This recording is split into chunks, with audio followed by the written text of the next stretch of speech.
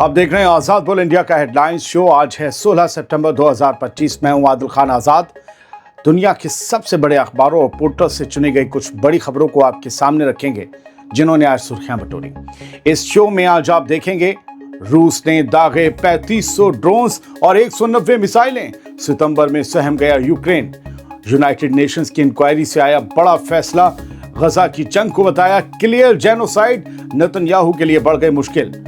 Israel का जमीनी धावा शुरू, गजा सिटी खून और आग में डूबी। इसराइली डिफेंस मिनिस्टर का ऐलान, गजा इज ऑन फायर और जलाने वाला खुद वही इसराइल कार्ड्स। अमेरिका का अल्टीमेटम, हमास के पास बस अब चंद दिन बचे हैं और ईरान का बड़ा कदम, 5 मुल्कों के साथ मिलकर IAEA में पेश किया मसौदा करारनामा।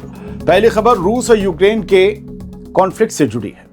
यूक्रेन के प्रेसिडेंट व्लादिमीर ज़ेलेंस्की ने कहा है कि सिर्फ इस महीने रूस ने 3500 से ज्यादा ड्रोन्स और करीब 190 मिसाइलें यूक्रेन पर दागी हैं इस सितंबर में। ज़ेलेंस्की ने अपने बयान में कहा कि हमारे पार्टनर्स के खिलाफ भी उकसावे किए जा रहे हैं। ये वही दहशतगर्दी है जिसके खिलाफ यूक्रेन लगातार मिलजुल कर डिफेंस की मांग कर रहा है। रूस यूक्रेन की हरकतों को, हमलों को दहशतगर्दी कहता है और यूक्रेन रूस के हमलों को दहशतगर्दी कहता है। वो कहते हैं कि अचानक अपने फाइटर जेट्स उड़ाने पर मजबूर ना होना पड़े हमारे दोस्तों को और रूस की दबंगई का शिकार न बनना पड़े, इसके लिए हमें इक़दाम उठाने होंगे। यूक्रेन के रीजनल अफसरान ने बताया कि पिछले 24 घंटे में रूस के हमलों में कम से कम 7 लोग मारे गए, 49 लोग जख्मी हुए हैं। यूक्रेनी एयरफोर्स के मुताबिक रूस ने रात भर में 113 शाहेद टाइप ड्रोन छोड़े। इनमें से 89 को एयर डिफेंस ने इंटरसेप्ट कर लिया, लेकिन 22 ड्रोन और 6 अलग अलग जगहों पर ये 22 ड्रोन जाकर गिरे और इनसे तबाही भी मची और लोगों की जान भी गई। अब गजा से जुड़ी एक बड़ी खबर सुन लीजिए। यूनाइटेड नेशंस की एक इंक्वायरी ने पहली बार ये साफ साफ कह दिया है, पहली बार, कि इसराइल की गजा पर जंग दरअसल जेनोसाइड है, खुला जेनोसाइड है, यानी पूरी कौम को मिटाने की कोशिश है।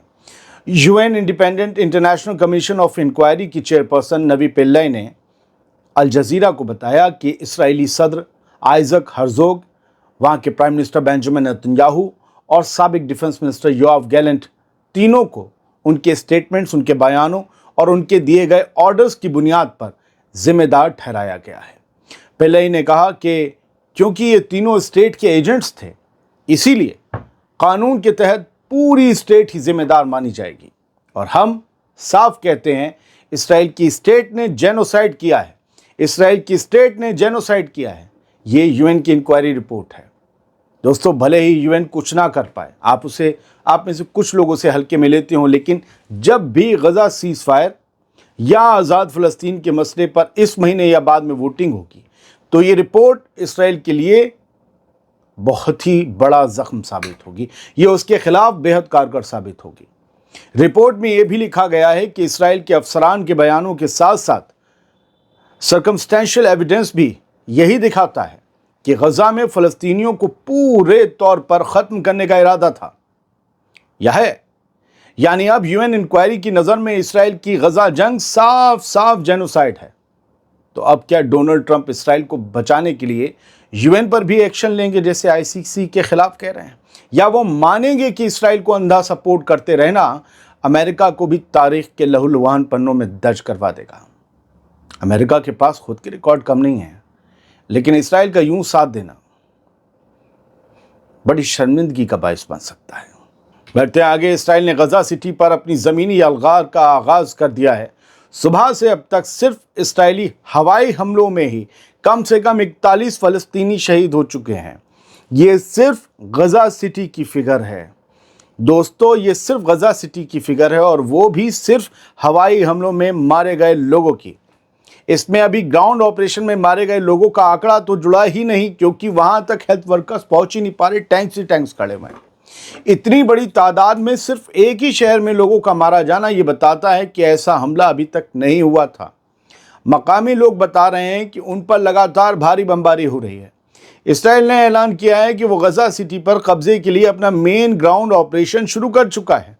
मेन ग्राउंड ऑपरेशन, ये वही ऐलान है जो उसके कुछ घंटों बाद आया जब अमेरिकी वजीर खारजा मार्को रूबियो ने यरूशलेम में नेतन्याहू से मुलाकात की। ہم پہلے بھی بتا چکے ہیں آپ کو، خبریں ہیں، ہیڈ لائنز ہیں پوری کہ مارکو روبیو نے روکا نہیں گراؤنڈ آپریشن شروع کرنے سے، یعنی امریکہ کی پوری ہری جھنڈی ہے۔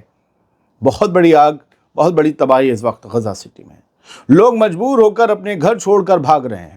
الجزیرہ کی رپورٹر ہند خداری نے نصیریت کیمپ سے بتایا کہ غزہ سٹی سے نکلنے کی کوشش کر رہے ہزاروں فلسطینیوں کی حالت ناقابل برداشت ہے۔ ہر طرف ختم نہ ہونے والے دھماکے سنائی دے رہے ہیں، یعنی ایک بم کی گونج ختم نہیں ہوتی اور دوسرا گر جاتا ہے، اتنے بم مارے جا رہے ہیں۔ غزہ سٹی کے رہائشیوں کا کہنا ہے کہ پچھلے 2 دنوں سے بمباری بے تحاشا بڑھ گئی ہے۔ زیادہ تگڑے دھماکوں نے درجنوں مکان تباہ کر دیے۔ ٹینکوں اور جہازوں کے ساتھ اب اسرائیلی نیوی کی بوٹس بھی، ان کی ناویں بھی ساحل سے لگے علاقوں اور خیموں پر بمباری کر رہی ہیں، یعنی ہوا، زمین اور سمندر، ہر جگہ سے حملہ ہو رہا ہے۔ پوری غزہ سٹی میں کوہرام مچائے اور ہر طرف آگ لگنے کی خبر ہے۔ نتیجہ یہ ہے کہ غزہ سٹی اس وقت خون اور آگ میں ڈوبی ہوئی ہے۔ نفرت اور ظلم کی ایک چیختی ہوئی تصویریں پوری دنیا اپنی آنکھوں سے دیکھ رہی ہے، بے حد خاموشی کے ساتھ دیکھ رہی ہے۔ اسرائیل کا ڈیفنس منسٹر کیا کہہ رہا ہے، سننا چاہیں گے؟ اسرائیل کارٹس، اس نے کہا ہے غزہ از آن فائر، جیسے مزہ لے رہا ہو، غزہ از آن فائر، یعنی غزہ جل رہا ہے اور اس کو جلانے والا وہ خود ہے، اس کے حکم پر IDF چل رہی ہے۔ رات بھر غزہ سٹی پر زبردست ہوائی حملوں کے بعد یہ بیان آیا ہے۔ امریکہ کے ٹاپ ڈپلومیٹ نے بھی اشارہ دیا ہے کہ غزہ اسٹرپ کے سب سے بڑے شہر پر اسرائیل کا بڑا ملٹری آپریشن شروع ہو چکا ہے۔ ادھر US secretary of state Marco Rubio Qatar روانہ، بلکہ قطر پہنچ چکے ہیں۔ وہاں وہ ان حکام سے ملیں گے جو پچھلے ہفتے اسرائیل کی اس اسٹرائیک سے سخت ناراض ہیں، جس میں حماس کے 5 لوگ اور ایک لوکل سیکیورٹی افسر مارے گئے تھے۔ روبیو چاہیں گے کہ قطر ہلکا بیٹھ جائے، خاموش بیٹھ جائے، غصہ کم کر دے، تو باقی یہ جو عرب ممالک جو کوششیں کر رہے ہیں، عرب ناٹو کی بات ہے یا ایک جوائنٹ ملٹری ایکشن کی بات ہے، وہ سب ٹھنڈی پڑ جائے گی جب مدعا ہی ختم ہو جائے گا۔ مارکو روبیو گئے، اور جہاں تک ہے میں اگلے بلیٹن میں آپ کو بتاؤں گا، ایک بڑی ڈیفنس ڈیل کا لالچ دیا گیا ہے۔ چلیے بڑھتے ہیں آگے۔ امریکہ نے ایک الٹیمیٹم دیا ہے، کہا ہے کہ حماس کے پاس اب صرف چند دن بچے ہیں، سوچ لو۔ امریکی secretary of state Marco Rubio نے آج منگل کو صاف کہا کہ حماس کے پاس اب صرف چند دن یا زیادہ سے زیادہ کچھ ہفتے بچے ہیں، ورنہ معاملہ ہاتھ سے نکل جائے گا۔ روبیو اسرائیل سے نکلتے ہوئے، قطر کے لیے نکلتے ہوئے رپورٹر سے بات کر رہے تھے اسرائیل نے، اور اس نے کہا کہ اسرائیل نے غزہ سٹی میں آپریشن شروع کر دیا ہے۔ اب ہمارے پاس مہینوں کا وقت نہیں، شاید صرف کچھ دن کا ہے۔ دیکھ رہے ہیں پریشر کیسے مینٹین کیا جا رہا ہے۔ مارکو روبیو نے کہا کہ امریکہ کی پہلی پسند ہے کہ یہ لڑائی ایک نیگوشیٹڈ سیٹلمنٹ سے ختم ہو، یعنی حماس ہتھیار ڈال دیں، ڈی ملٹرائز ہو جائے اور پھر اسرائیل کے لیے خطرہ نہ بنے۔ آپ کو پتہ ہے سپٹمبر میں UN میں بڑی کانفرنس ہونے والی ہے فلسطین کو لے کر۔ فلسطین آزاد ہو، ویسٹ بینک آزاد ہو، اس سے پہلے غزہ کو غلام بنانے کے لیے ایک ملٹری آپریشن غزہ کو قبضانے کے لیے شروع ہو چکا ہے۔ امریکہ کی اس میں حمایت ہے، انکار نہ کرنا بھی تو مرضی دینا ہوتا ہے۔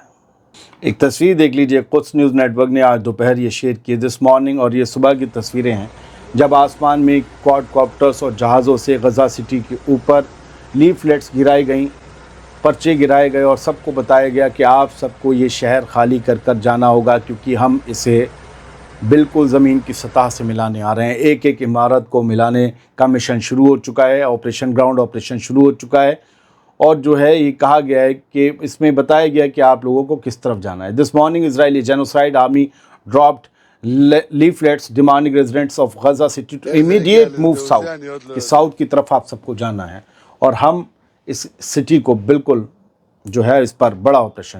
اب بھی غزہ میں کچھ گھر باقی ہیں، آپ اس ویڈیو میں اگر دیکھیں، یہ سب مٹیاں میٹ کر دیے جانے ہیں، یہی سب کچھ چل رہا ہے۔ آواز تو سن لی ہوگی آپ نے۔ اسرائیل must prepare for isolation Netanyahu کو یہ ڈر بیٹھ گیا ہے کہ اب جو وہ کر رہا ہے اپنی گدی بچانے کے لیے، اس سے اسرائیل کی ساکھ نہیں بچنے جا رہی، وہ ختم ہونے جا رہی، اور بہت سے لوگ اس سے رشتہ توڑ کر اسے تنہائی میں چھوڑ سکتے ہیں، اسے آئسولیٹ کر سکتے ہیں، الگ تھلگ کر سکتے ہیں۔ تو نتنیاہو نے کہا ہے کہ اسرائیل کو آئسولیشن کے لیے تیار رہنا ہوگا، ہم الگ تھلگ پڑنے والے ہیں، اور ہمیں اپنی اکنامی کو بوسٹ کرنے کے اپنے ذریعے تلاشنے ہوں گے۔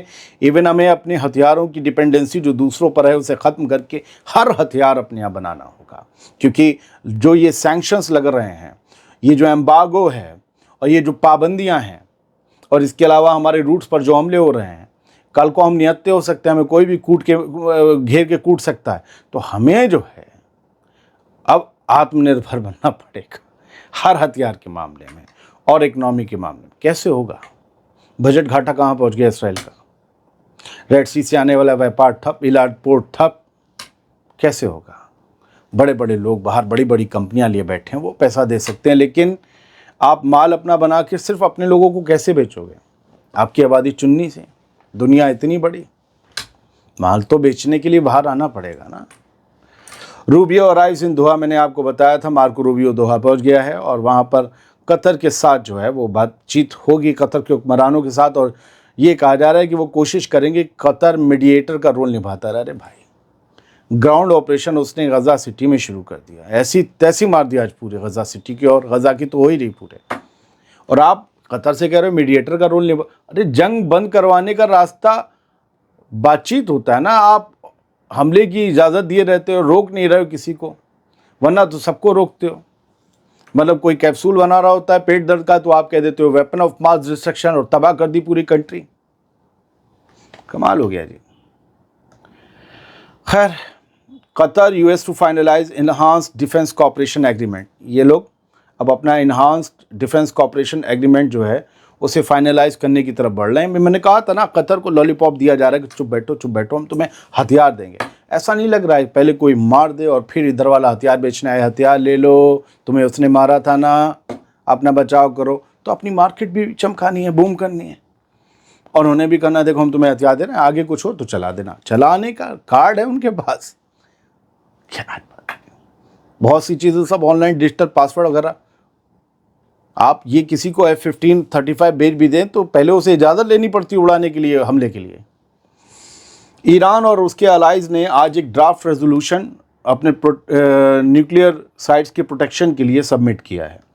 ابھی میں آپ کو سمجھا دیتا ہوں۔ ایران نے 5 ملکوں کے ساتھ مل کر IAEA میں ایک مسودہ قرار نامہ پیش کیا ہے۔ ایران اور اس کے 5 ہمراہ ملک، چین، روس، وینزویلا، نکارگوا اور بیلاروس، ان لوگوں نے IAEA میں مسودہ قرار نامہ پیش کیا، جس میں صاف طور پر مانگ کی گئی ہے کہ نیوکلیئر اداروں یعنی کہ جو ان کی فیسلٹیز ہیں اور نیوکلیئر سائٹس پر ہر طرح کے حملے یا دھمکی کو ہمیشہ کے لیے روکا جائے۔ ایرانی فارن منسٹری کے ترجمان اسماعیل باغی نے یہ بتایا کہ یہ قرار نامہ سبھی ملکوں کے اس بنیادی حق کی تصدیق کرتا ہے کہ وہ نیوکلیئر توانائی صرف پرامن مقاصد کے لیے استعمال کر سکیں، اور انہیں اس بات کی گارنٹی ملے کہ ان پر کوئی حملہ یا حملہ کرنے کی دھمکی نہ دی جائے۔ باغی نے کہا کہ دنیا کے ہر ملک کو پرامن نیوکلیئر سہولتوں پر حملے یا دھمکی سے بچایا جانا چاہیے۔ اب وقت ہے کہ دنیا کی برادری اس قانون شکنی کو روکے اور سخت قدم اٹھائے۔ مطلب امریکہ نے حملہ کیا تھا، امریکہ کے خلاف یہ چلا جائے گا یہ اسرائیل نے کیا تھا اس کے خلاف کیا کر لے گا، ان کے پیچھے امریکہ کھڑا ہوا ہے۔ حالانکہ پھر بھی چین، روس، وینزویلا، نکارگوا اور بیلاروس کو شامل کرنے کی وجہ جو ہے ایران کی وہ یہی ہے کہ دیکھو ہم تم سے قرار کر لیں گے IAEA والوں، لیکن آگے ہماری نیوکلیئر فیسلٹی پر حملہ نہ ہو۔ اب اس میں گارنٹر بنیں گے 5، لیکن کیا کل کو خدا نہ کرے کوئی حملہ ہوا پھر سے ایران کی نیوکلیئر فیسلٹی پر، تو ان 5 میں سے روس اور چائنا جیسے ملک بولیں گے یا نہیں، پتہ نہیں ہے بھائی۔ فی الحال بہت بہت شکریہ، سلامت رہیے، خوش رہیے۔